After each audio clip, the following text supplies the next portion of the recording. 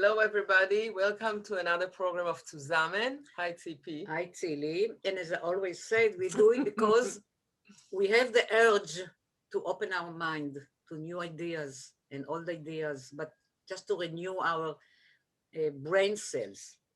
So we have today. We have the pleasure to speak to Professor Nathaniel Laor today, psychiatrist, philosopher, poet, and on and on and on. We'll touch few things today.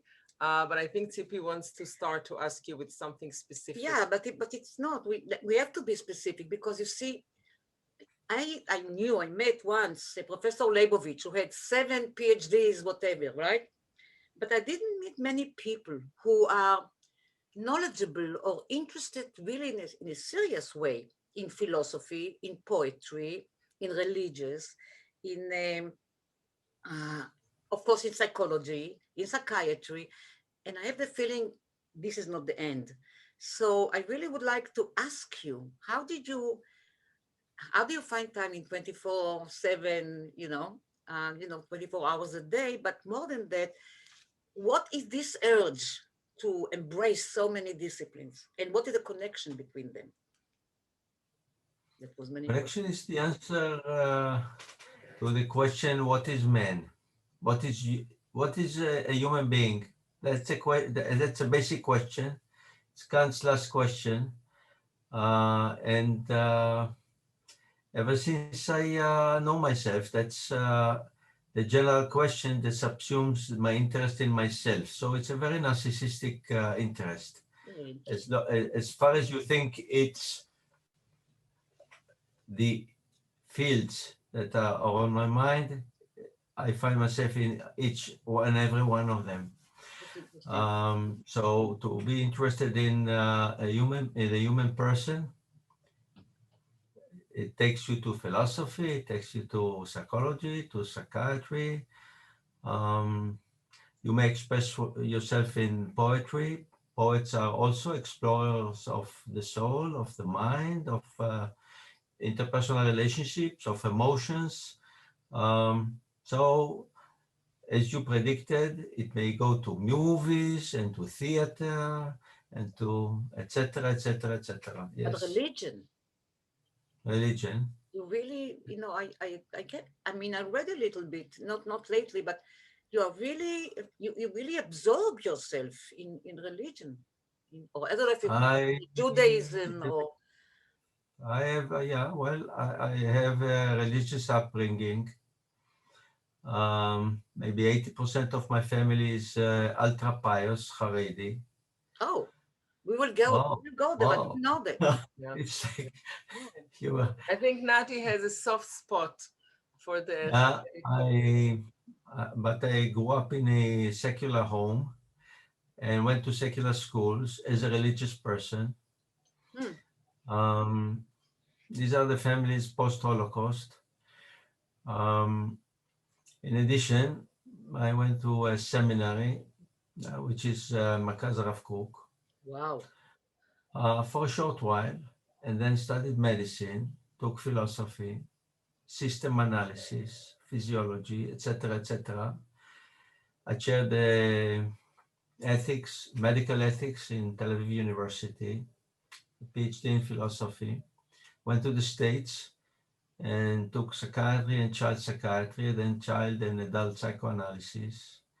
And then went back to Israel and chaired the Tel Aviv Mental Health Center and created an association for children at risk and a resilience center, as well as an autism research and treatment center. That's amazing. This has been it. However, if you started with religion, as I served in the VA in New Haven as a war chief, most of the patients were Catholic. So I ended up getting interested in Catholicism and found that it's extremely relevant to the post-trauma, and ended up leading a service, a Christmas service, which was very bizarre for me. but I found it very relevant to myself, not far from my own upbringing and experience, very rich. Why were you so surprised about religion? I was not surprised, but because something in the Bible, I think, speaks a lot about humans and who are we? Speaks Yes, in a way speaks a lot about our needs. Uh, Actually, extremely knowledgeable about what motivates us, and the bad and the good, um, warning us about really look at us and right. really try to be careful about who we are and how we look at the world. I think the Yeah, Bible is a great source. So I yeah. was not surprised, but except actually I have to get involved. Leon Charney, Tzili's Tzili's husband, who passed away, but um, Nati and since Leon were you very know, close friends. just briefly, that we were the black sheep in the family. And my father's side, rabbis and stuff, and the head of the Paul Mizrahi in New York, we were the black sheep. So actually, I was not very close. I was close to Jewish Chazanut, in Cantor. Yes, But once yes. I met people like Leon, or read about you, or little, I actually started to understand more about religious, and I see. so I'm surprised because I didn't meet many people in the last at least few years who are actually combining so many, disciplines of humanity. But you mentioned Right. something, Nati, that from narcissistic point of view, you had to touch so many things. And the whole conversation so far between you and Tzipi, it's about us. And Uh-huh. basically, it's all about us. That is as much as narcissistic it sounds, and it's not really. You have the ability to view us from so many points of views and Right. so many disciplines and so many platforms. So it's just a rich look of all of us, and we all deal with us all the time on different level and different volume. But it's really wonderful because we from the almost jump out of ourselves and look from a right, point of view at us from poetry, from religion, from but psychology. humankind is narcissistic. I We mean, all deal with us yes, all the But time on yes, many levels. right, right, the capacity to look at oneself from different angles generates an experience of transcendence because one transcends one's boundaries. Right. Otherwise, one is really rooted in a very dogmatic perspective.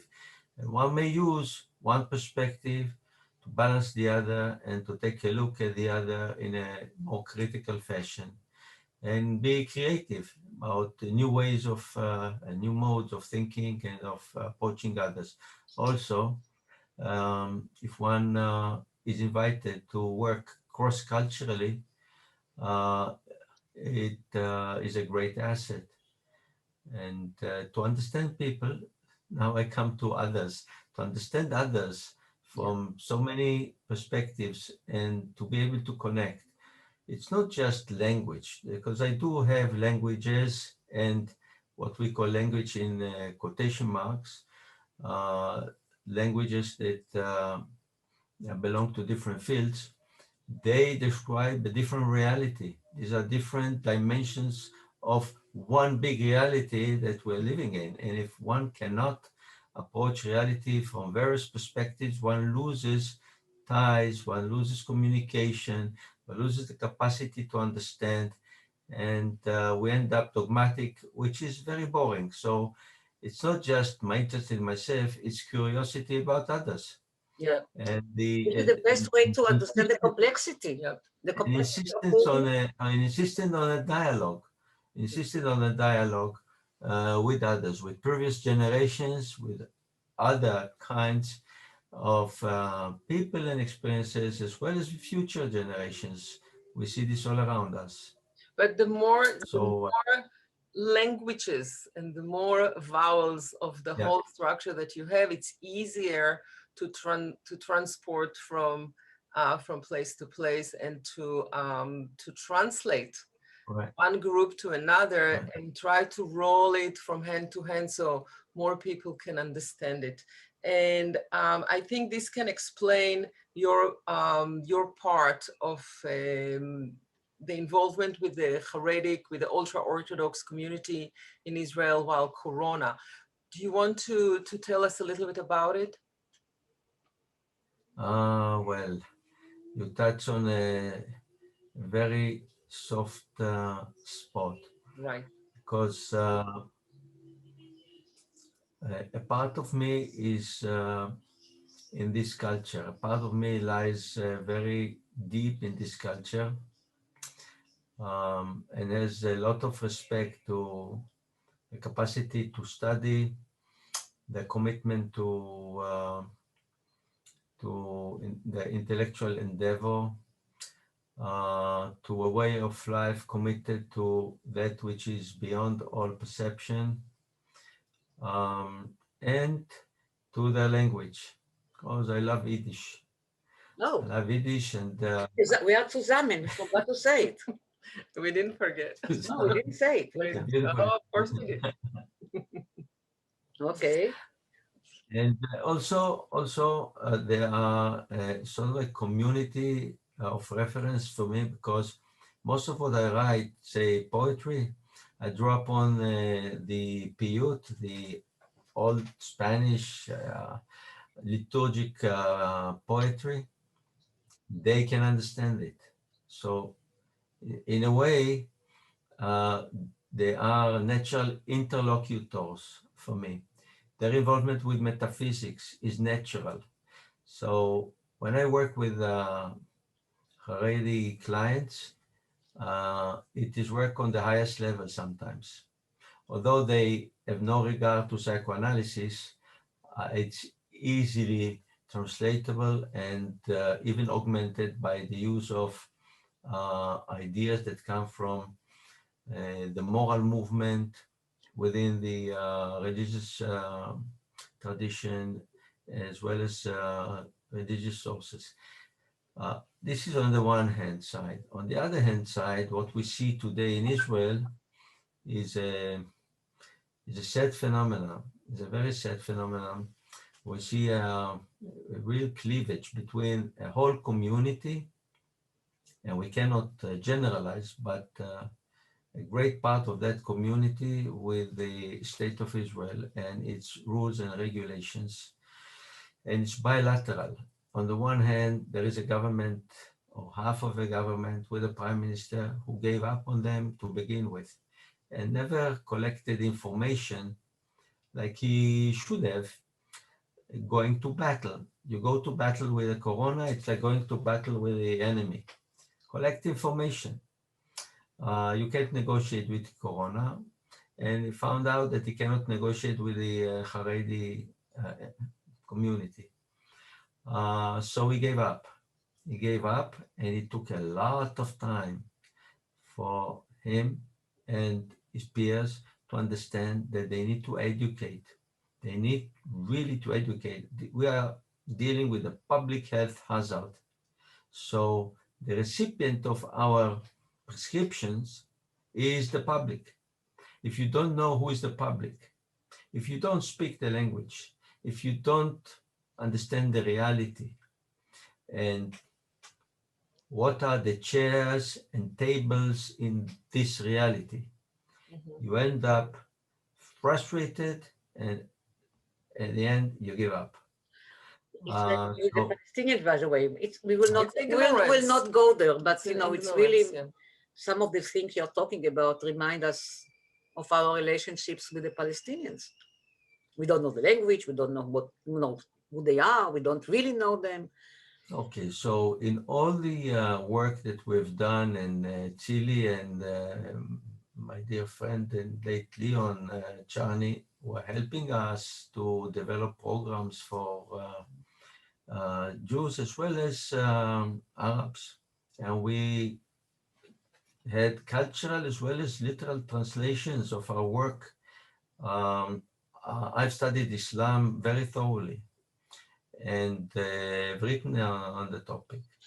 So we have Arab speaking, actually Arab Muslims on our teams. And we intervened in all the schools of East Jerusalem to develop resilience in Palestinian kids. All the grammar schools of East Jerusalem went through our programs in our resilience center, and much due to Tzili and Leon. So this is Arab community, and I don't speak Arabic, but I understand very well the culture. But you speak humanity and ethics. And I think the language of humanity and ethics and respect beautifully put. And openness allows you to use several dialects, and you have the Arab team that is trained by you to deal with this. So I think from that point of view. So our work started with Muslims in Turkey. Actually, it's a place where, again, at the time of the earthquake. At the earthquake. And so one has to endorse a meta level and form a fulcrum out of which one approaches the situation. So a meta religion, if you wish, is a siblinghood of humanity. Once we have this position and concept of the siblinghood of humanity, we could work in Turkey with secular, and they have a large secular population, as well as with Muslims, religious Muslims. And we got very nice results in schools, the mixed schools. And really interesting, because can you do it in Israel? I mean, deal with the Haredim, deal with the secular. He's doing it in yes, Israel. but wait, but there's such friction now. See, because you can say, you know, most Haredim, of course, are not the ones who don't obey the government and stuff, especially in the corona with the virus, but we perceive them as one, which is very difficult. I know that. But it's always like a huge friction now. And I don't know how, because in Turkey, you say you could bring together secular and religious. But I want to say something. This morning, I had a meeting with the CEO of an association. The name of the association is Temech. They support women, only women, who are interested, religious, ultra-Orthodox, who are interested to go to work and form their own businesses. They have thousands of clients.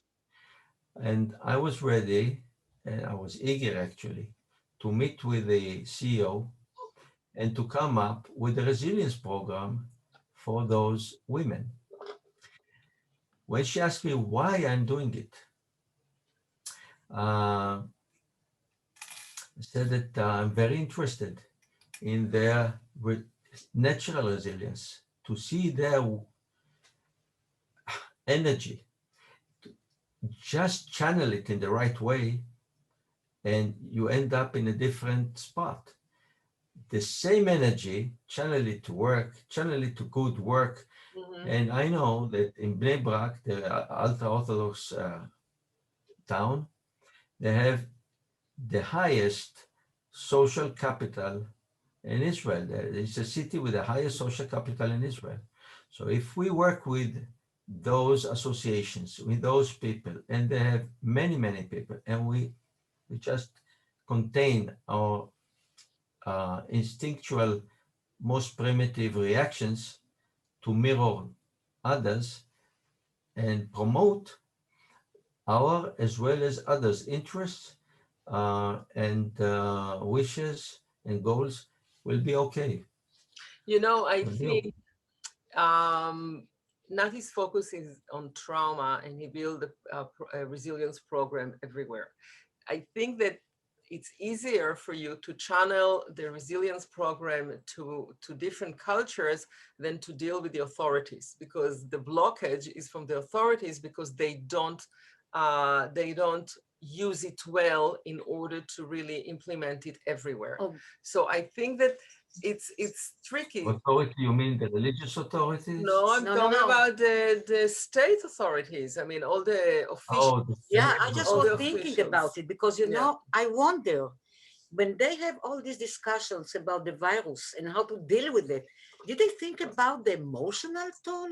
When, I mean, we are speaking about it, but the government, when they have the discussion in the parliament, right? Do they really factor in the trauma, the emotional toll of the, or just, you know, economics, schools? It's very unfortunate that it comes last. However, you should know that just a month ago, they allocated millions to deal with the emotional, with the educational, and we were invited to propose programs, and we are part of it. The Ministry of Education has allocated $1.5 million and partnered with us in order to introduce programs in schools. And our resilience program for kids has been operational ever since the beginning of this corona pandemic in Israel, and now is being introduced in all schools. Only now. So we were working very hard in order to update and adapt our programs to the current situation. And I feel they did the best they could under the situation. It could be much better. I said the best they could. Somebody else could have done better, but So in they've done it and they allocated the money. In your centers, do you, I mean, I'm sure you do, but in what way you try to understand what will be after the corona, you know, with the post-trauma after? Because I don't know how to call it professionally, it's post-trauma now with all the situation, but when we come out of it? Yeah, we know, because we just finished a study in our association. We have 3,000 workers, and we had a sample, and it shows that 40% of our workers are worn out. It's work-related stress. Then we have anxiety and we have depression. It's all related to the work and the work situation at home. It's in proportionally, it's positively related to the inability to work at home in an isolated environment. If one is bombarded with kids, with chores in the family, kids who need to study, or with a computer, etc., they are the most affected. Kids are going to be extremely affected. 30% of the kids in Israel do not have access to computer. We're talking about the secular environment. Secular community, 30%. This number came up yesterday on TV. So we have a lag in development. We have technological problems. We have more violence. We have more suicide threats, anxiety, as well as depression in kids, post-trauma. Can we do more once it's over? I hope we'll get there. Meanwhile, as long as it's present, we need to do so much, and we don't have the access as well as we wish to have. Right. Yeah, but tell me, can you differentiate? Is it possible? Because I know you mentioned it like a more suicidal kind of tendency. Yes. Yes. More kids are, but the question is, do they have predisposition for suicide, or it's mostly a lack of hope? Not necessarily. We have seen 50% increase in cries for help. So how many of them would commit suicide? I don't know. Probably most of them will not. But it shows it's like temperature level. Yes. They 50% more have 39 centigrade as their fever. Okay, it's a lot. It's 105. Whatever.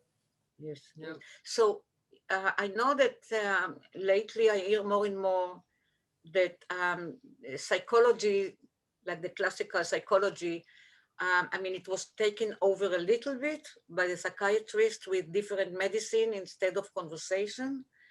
I don't know You are talking where do you about, stand? okay, now you're raising another issue. Yes.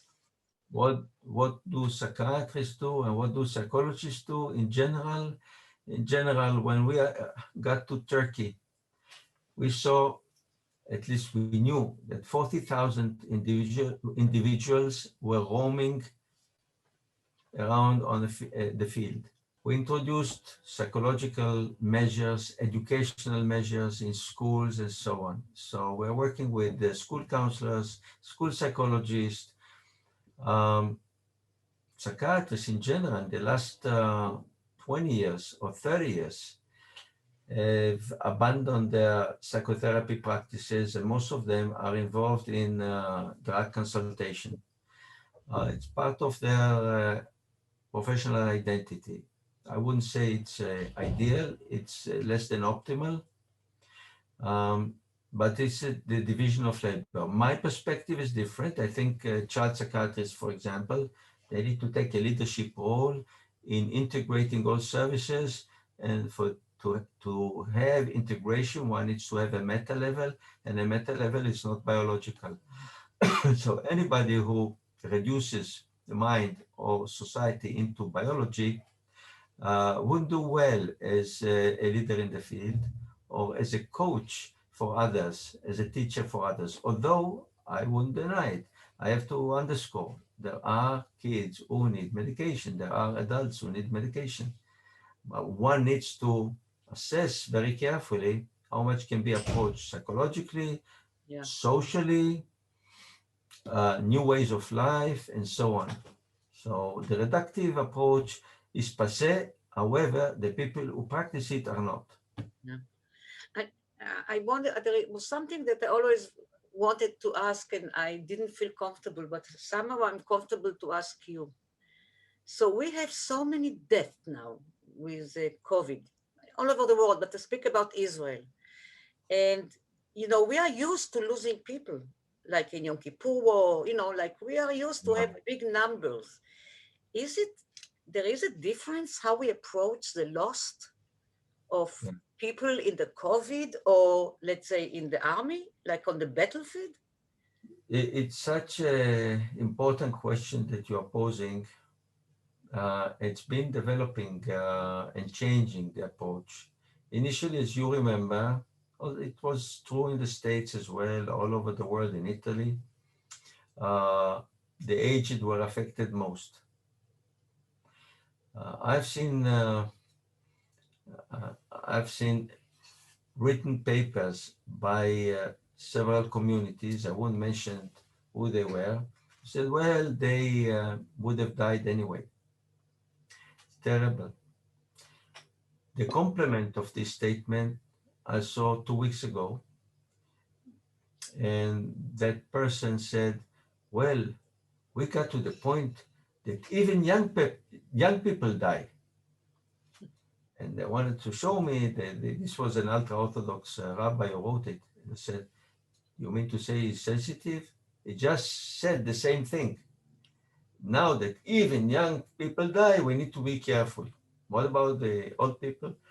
So it's very different to lose a son in the army than an old father in an old age home. As much as we think that soul is a soul, a person is a person, for each and every one of us, we have these emotional biases.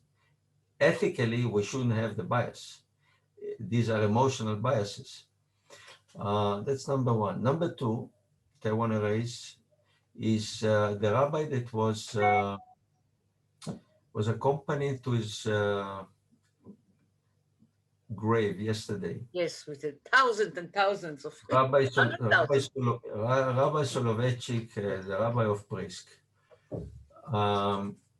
He got his corona, got infected with corona, probably in a wedding.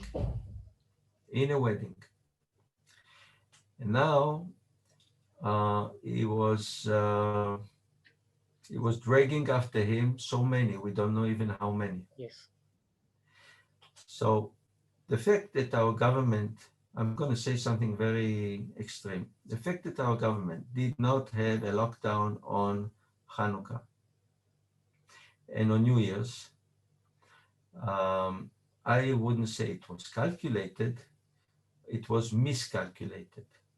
Oh, I think it's a that was crime. calculated. I think it's a crime. That's once again, it was miscalculated, and therefore I don't call them deaths. They write deaths.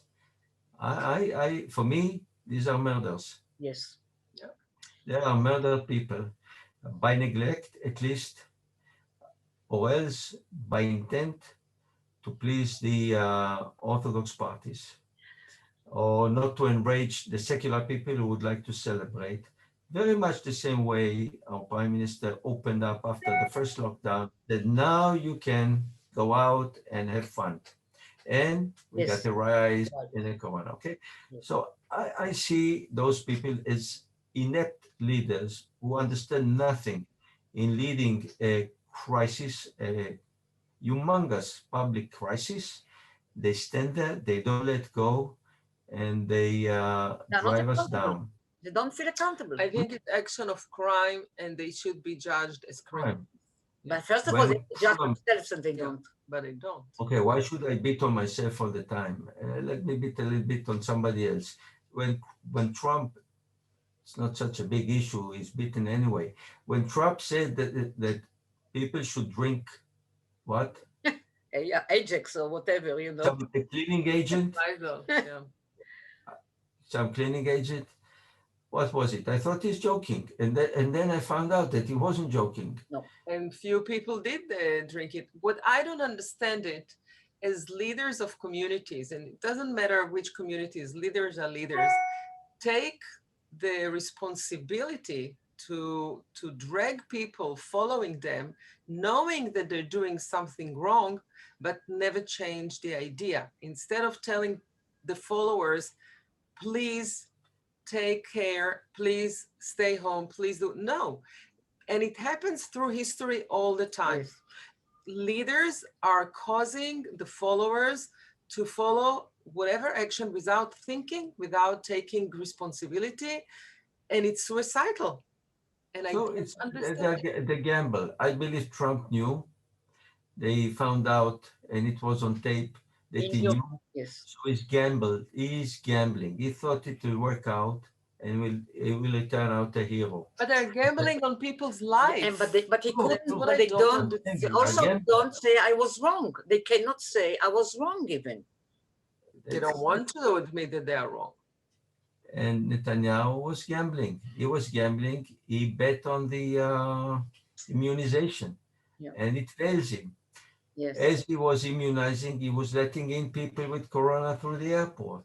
Yes. So all kinds of contradiction. Now, I want to say one thing about the Haredi population in Israel. What's going on there? It's hard to understand. But they used to be, decades ago, they used to be anti-Zionists. They did not belong to the Zionist movement, Aguda, did not belong to the Zionist movement. Slowly, they moved into positions of power and the government. And they followed their leaders, political leaders. The rabbis were actually eating from their hands. Now, actually, this event turns the rabbis again into the leaders, and they're leading their communities, not all of them, against the Zionist state. They call it the Zionist disorder, the Zionist disease, the Zionist immunization, and so on. So they take the opportunity to strengthen an age-old identity that they used to have. So what we see is the archaeology of culture coming up and into our face. And what would you say for the ultra-Orthodox voices that call for separation between state and religion? And there are voices from the ultra-Orthodox community about it. Yeah, okay. There are some. There are as few as those who come from the secular community. They are not a They're not majority, but majority at all, but they're still out there. still, same as in the, I'm surprised that there are not more coming from the secular Secular, right. community. Yes. And so for the secular community to say this is a threat to their Jewishness, Yes. but identifying Israel and Judaism is a core concept in the Zionist state or the Jewish state. And for the others, they realize that they go to their destruction. And people hate religion just because of this connection.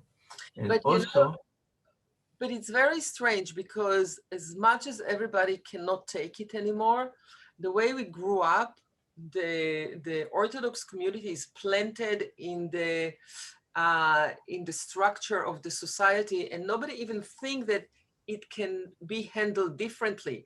It's obvious that they're there, they're part of the picture, and that we have to deal with this somehow. But nobody even thinks about maybe it should look very different, and it's okay to have the orthodoxy on all its colors, but not as part of the system. Tzili, the Orthodox community, if one separates state from, I should say, state institutions from religious institutions, you cannot separate state from Right. religion because it's not the same level. Of course. State institutions from religious institutions. If we do that, they, okay, maybe some of them will get their salaries from the state would mind. The Orthodox community would not mind as long as they get their share. Support, yeah. We have a big problem with the nationalist religionists. They wouldn't separate as much as the secular people would separate. The law or concerning the nation, okay, Chok HaLeom, this is the crux of the matter. This really tied up all. And most people are for it. And it's a destructive law because it's anti-pluralist. It creates a nation within a nation. I can report to you that I approached Shimon Peres in the early 90s. The former prime minister. The Soviet Union collapsed. He was running against Rabin, and he was looking for an ideology. So he invited all kinds of people. We spoke. And I said, Mr. Peres, we have here a binational state because in our identity card, we were referred to as Jews or Arabs in terms of nationality. He thought for a while. He said, what is the problem? I don't see it as a problem. This is Shimon Peres, who was considered a great savant. America is also a multinational state. So I said, no, America is a multi-ethnic state. Then what's the difference?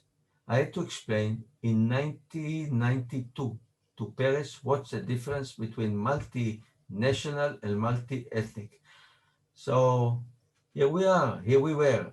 And then once he understood, he thought maybe 5 minutes and he said, okay, if you want me to espouse such a worldview, I think it's logical, it's astute, but it's too early. Too early for what? Too early for what?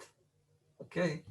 Right. So what we see is secular people, ultra-religionists, nationalists or not, are all endorsing this. Now, to create the Arabs as a separate national entity in Israel is nuts. It's crazy. Rather than have them as Arab Israelis, yes, like Afro-Americans, Arab Israelis, Jewish Israelis, etc., and have an integrated state with one nationality. So here we are. yeah. Listen, I want to go back and Yeah, I totally agree with you, but I really have the urge, if you don't mind, to go back for a minute Okay. uh, to ask something which I always was uncomfortable to ask. But you know, so sending our kids to war, To I know it's war. a bit, yeah, to a war, right? Uh, for that sake, the rabbis sending people in by the 100,000 to follow a deceased rabbi. I might sound crazy. Is it about like Abraham sending his Isaac to, you know, willing to sacrifice I didn't Isaac? follow the question. I didn't follow the question. You started with war, and then the rabbis, Yeah, yeah. I mean, I used to what say, they're doing. no, we are sending our kids to war. She's We're talking not about sacrificing. sacrifice. Basically, we sacrifice all the time. We Yes. sacrifice our Okay. Yes. Yes. I got you. I got you. I got you. I I'm got you. sorry, it's a bit far-fetched, but thank you so No, much. no. No. Yeah, It's you not know, a question. but you It's know all. that she and me from the same neighborhood. I say it always. We are from Square Dizengoff. She Bar Kochva and I'm Square Dizengoff. And it's really, she can read my mind. Sorry, yes, if you can relate to it a little bit. You're right. You're right to bring this all together, because what the religious part, the Orthodox are doing now, the ultra-Orthodox are doing now, it's anti-halacha. It goes against our law, because one shouldn't sacrifice life unless three major principles are threatened. And even on Yom Kippur, our highest, holiest day, we are supposed not to endanger anybody's life. And here, life is being endangered, and this is a big shift, a huge change in orthodoxy, in ultra-orthodoxy, to risk life for a Levi, for studying Torah.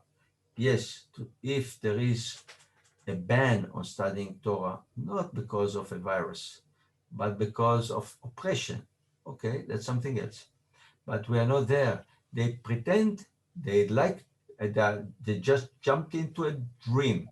They moved into a dissociated dream, as if this is the situation of the Roman banning Torah studying, and therefore you need to risk your life for that. But there's something about all of it that they, whether it's Orthodox or not, they try to justify. They send everybody to whatever they need to be sent, and they justify it in a sense that we all repeat ourselves, but we have to. And I remember when I married Leon and we came to New York, so he said two things when we came home first time. The first one was the kosher thing, that we should keep kosher. But the second one, and he said it, I was in shock. And don't think that I'll ever send any of our kids to get killed for Arik Sharon.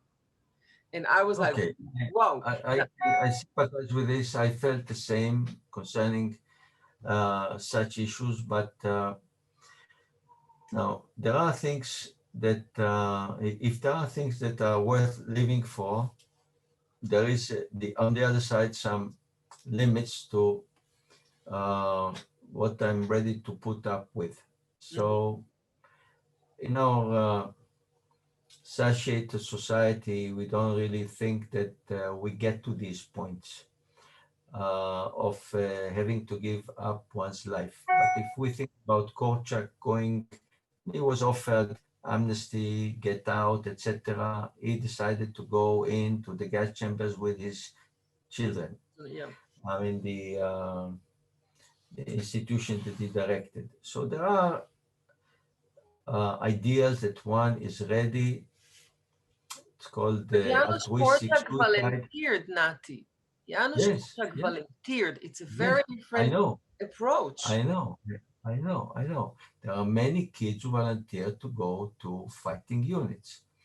That's but why you're they asking about parents raising kids, knowing that at 18 they won't have a choice. But they do have a choice. Luckily, they do have a choice. There are enough, this is the situation now, enough that want to go to the fighting units because of ideology, and the rest are going to other kinds of supportive units. That's okay. However, you are right. You're right. It's a huge tragedy for a parent who raised a kid with this in mind to lose one's kid because it was part of a deal. It was part of a deal, and a parent can decide otherwise earlier, remove the kid from to having to approach this bifurcation. And there is no bifurcation, the kid must go. And there is a lot of social pressure. There used to be a lot of social pressure. Today, not. Today, not. There is more free choice. But where isn't so much free choice? On the West Bank. If you think about those who live in Hebron and the kids are being shot at, you think, why are you there? Why did you put your daughter or son in danger? And I see kids who do not need to meet harm, and they do, and they die.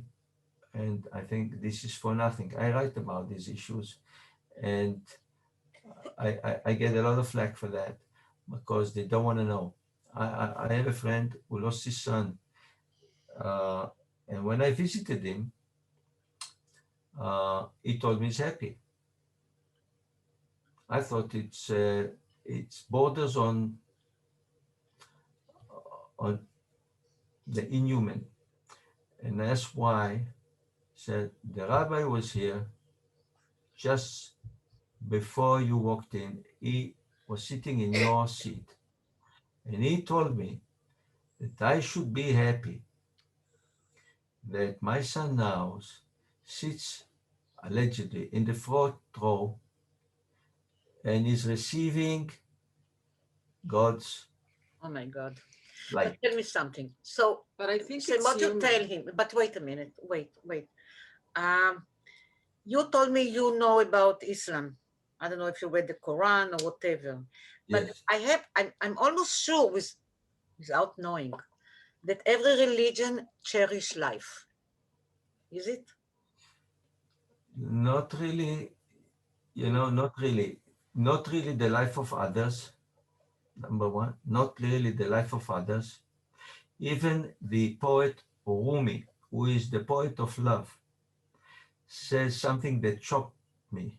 He says, I paraphrase, you go to war, out of each daughter of an infidel, you bring out a Muslim. You understand what it means? It means you rape and you get out a Muslim.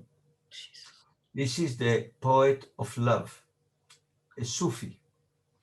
Okay, so each religion has its own distorted way sometimes. These are extreme moments in the life of a love poet, a love poet. But this is again a justifying way. They try to justify and give it a backbone to Rationalization. that's right. And when you face a terrible trauma, personal trauma and tragedy that it's beyond words and beyond ability even to breathe after, you'll take many explanations just to keep going and breathing. It's very hard to comprehend. It's hard to comprehend unless you start to formulate it a little bit differently. I don't formulate it as mental craziness. I call it, and I wrote about this, spiritual madness. And there is something like that. People may go into spiritual madness of martyrs, right? And they do believe they go elsewhere, and there is their life after death, and it's a gamble. One can, again, we talked about the gamble of leaders. It ties into the gamble of the individuals. Sometimes the leaders of gangs are cold-blooded psychopaths, and the followers are hot-blooded psychopaths. Mm-hmm. And the hot-blooded people, I don't mean to say that all, not, I definitely would deny that our soldiers are psychopaths, not at all. Saying that those who have a drive to die, they are in a gamble. they are told they go to heaven. If they go to heaven, they need to show their belief. If they believe, they'll go to the end and they'll die. So it's a gamble. And you need to show your profound belief and faith by the sacrifice. And there is no much harm here because you're going to go to heaven. But listen, it seems easier now to radicalize people because of that. Because Yes. people are so confused now. I mean, I speak about even myself. We are in a state of confusion all over the world, but now speak about Israel from all sides, you know, and state of confusion, especially for leaders. And when I say radicalize, it can be for any idea. It's not just terror. But True. That's why I appreciated the poet laureate who was it's amazing young woman. Yes, and she rather than radicalize the situation, she was able to grow out of it. It was like post-traumatic growth. Yes. And she gave a vision to not only to the United States, but to people throughout the world. Right. Yeah. But she took from the 10 Commandments, really for me, the most important part is love your neighbor like you love yourself, whatever, you know, it's not really. She came from the same base like all of us, and as tiny as she is, she took it very high and above everybody. And it was amazing, very impressive. True. But I want to ask you something, Nati. Because basically you take the programs of resilience to every field, every human group.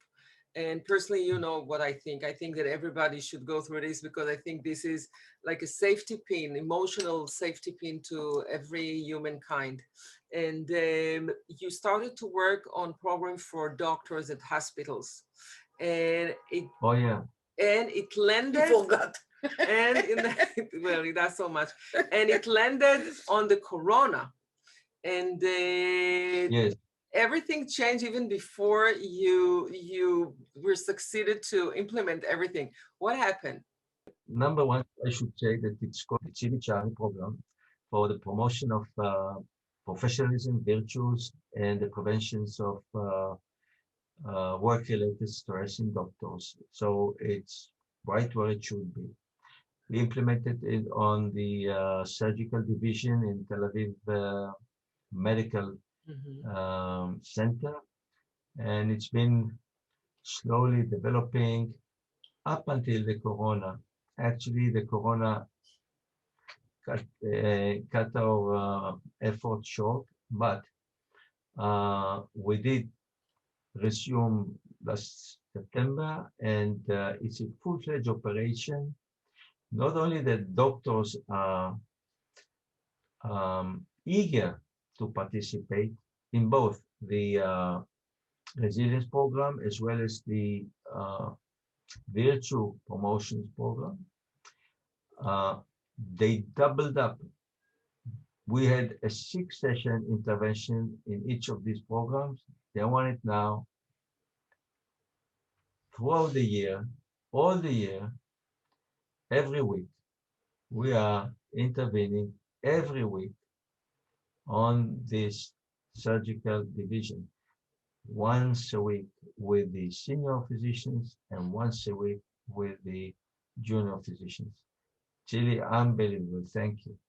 Yeah, but what exactly you're doing? Can you just give us a little bit? It shows that everybody needs support. Everybody needs support. And in order to function better, you need a support system in every front, on every level, in order to... My mother thought that the doctor is a god. That's okay. She treated the doctor like a god, and his wife became a Frau doctor. She didn't have a name even. We encounter, unfortunately, doctors who lose their image of God.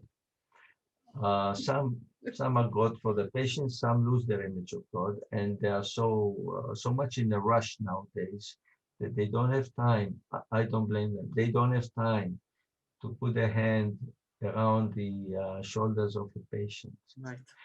However, I should say that they are not to blame a lot of the time, these times. A friend of mine is a dean of a medical school, called me up in the beginning of the corona. He said, Nati, we were together in 73 in Sinai. He said, Nati, this is 73. We don't have equipment. We don't have anything. We don't have masks. We are in a terrible problem. And we saw it in New York and we saw it everywhere. For Israel to be in such a situation that could have developed out of biological terror is an extreme failure. But same hands for the States. So it's a national As you disaster. said, carnage. Like the war was. It's a national disaster. Yeah, it You know? is. Hopefully, we'll learn from it. By the way, learn. some people say it's better to be today in the army because they are protected, but we citizens are not protected, actually. I don't know. What's good in Israel that we are being immunized. So few millions have been immunized, and probably within 2-3 weeks will be immunized, the whole country. Yeah. So that's a Nathaniel, big. we need to let you go. Yeah. And, Yes, there is anything else you think that I should, Tzili, she's smarter, but do you think that I should just a little bit open more my mind to some area, to something to think about? You have anything that you want me to think about, which, because you don't know me very well? I don't know. In which way? In which way? I'm something I should be aware of, that I'm not, in the psychiatry and psychology and philosophy and religion and poetry. I just want to speak.